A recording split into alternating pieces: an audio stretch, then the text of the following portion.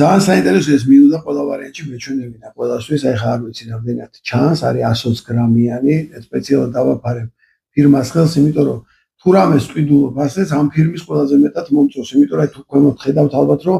არ არის გენ მოდიფიცირებული ხედავთ ესეთ მწვანე ნიშანია ხო ანუ ამ ფირმას იმიტომ მიყვარს ეს რომ თითქმის ყველაფერი არაგენ მოდიფიცირებული აქვს და მაგიტო დიდ პატივს ემდა აი ამიტომაც იმიტომ რომ ახლა ჩვენ კომპანიებს ანტირეკლამას არ უკეთებთ ეს ჩვენი მიზანი არ არის მაგრამ მიუხედავად იმისა რომ ჩემთვის ყველაზე კაი ფირმა წარმოიდგინეთ 120 გრამი კეჟუ რომელშიც აქ არის შემადგენლობა და პლუს თვითონ ის კომპონენტები რა რამდენი გრამია უყურეთ რა საინტერესო 120 გრამიანში 59 გრამზე მეტი არის ცხიმი და რომელიც ცხიმი პალმის ზეთია ეგ ზემოთ აწერია 120 გრამში რომ 59 გრამი პალმის ზეთი იქნება რა თქმა უნდა კეჟუს ამდენი პალმის ზეთი მერე ჩამოწერილია შაქრები 29 გრამი იქნება დამატებული შაქრები თითქმის 11 გრამი ანუ 3 ჩაის კონზი 120 გრამში ერთ მუჭა კეჟუში რომ იქნება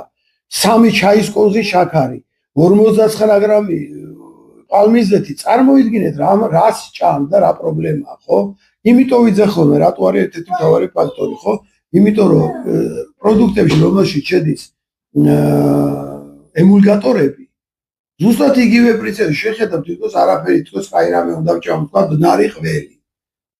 კატასტროფა მტერით უყავთ იმას უნდა მისცეთ აი იგივე ეს იყო კიდე ერთი მაგალითი იმისი რომ ვიყიდე რომ კეჟუს არ მიყვარს კეჟუს სასარგებლოში შედის სპილენძის სხვა შორის რომელიც მონაწილეობს რკინის ცვლაში ორგანიზმში და ძალიან სასარგებლოა ხო მაგრამ იმდენი რაღაცა შედის შეგით არანორმალური რომ საერთოდ ჯამში მივხვდი ამას აღარ ვიყიდე ანუ მხოლოდ ის რომ აწერია არაგენ მოდიფიცირებულია არ ნიშნავს რომ ორგანიზმისთვის ხო აი ხა კეჟუს რაში ჭირდება 3 კონცი შაქარი ან რაში ჭირდება 59 გრამი პალმის ზეთი და რომ ჭამდა სიტკბო არა აქვს როგორ მივხვდი რომ შეგნით შაქარი ზუსტად გემოს ეს არის ზუსტად ეხა შეიძლება 29 გრამი არის ნახშირწყლები იმ ნახშირწყლებში 10 და თუ 11 გრამი შაქარია დამატებული დანარჩენი რა ნახშირწყალი უჯრედისი კეჟუში იმდენად ბევრი არ უნდა იყოს ესე თუ კიდე რაღაცაა დამატებული რომელიც არ ვიცით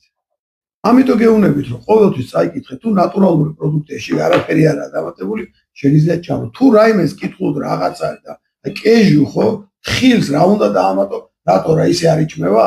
მაქსიმუმ მოხალო ხო ალბათ რო არ გაფუჭდეს ქვეყანა მიზეზი ხო იგივე ეხა ამ კომპანიას არ ვიცი რამდენად აქ არ აწერია მაგრამ ბევრ კომპანიებს ხილეულშიც შეტანილი აქვს ნატრიუმის გლუტამატი რაც შედის თქვა გაზიან სასმელებში რომ დამოკიდებული გახდეთ ამ პროდუქტზე რომ ვერ გაჩერდეთ რომ სუჭამა გინდოდეთ როგორც არის ყველა ჩიპსში და მათ შორის ამ ბოლო დროს ვიპოვე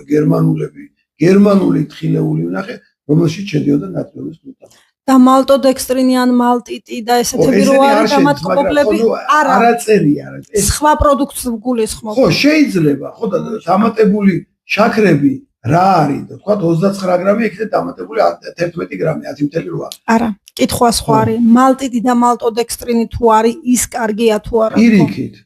ცუდია ჩვეულებრივ კონზით რო იყიდ იმ შაქარს გლიკემიური ინდექსი აქვს 65-70 მალტოდექსტრის აქვს 185 და ამ დროს არის საკანონმდებლო ხრიკი რომელთაც კომპანიას თუ არ შედის გლუკოზა და შედის მალტოდექსტრი შეუძლია დააწეროს რომ უშაქრო და ამ დროს სამჯერმე გლიკემიური ინდექსია უარესი ანუ შაქარი არ არის მაგრამ გლიკემიური ინდექსი მაღალია ძალიან მაღალია ანუ მალტოდექსტრი ეს არის ტექნიკური სიმინდისგან მიღებული სიროფისგან მიღებული დამატკბობელი რომელსაც გლიკემიური ინდექსი შაქარზე სამჯერ მეტია ანუ სამჯერ უარესია შაქარზე მაგრამ ფირმა შეუძლია დააწეროს რომ შაქარი არ შედის ხო და ხალხმა რა ქნას წაიკითხოს ყველაზე კარგი გზა თავდაცვისთვის ან არ ჭამოს ესეთი რაღაცები მახსენდება მე საკმაოდ დიდი ვარ და შევარნაძის მთავრობის დროს იყო ეს რეკლამა გადიოდა იცოდე კანონი და იქნები დაცული იცოდე წაკითხვა და იქნები დაცული ყველაზე კაი განათლებაზე მაგარი არაფერი არ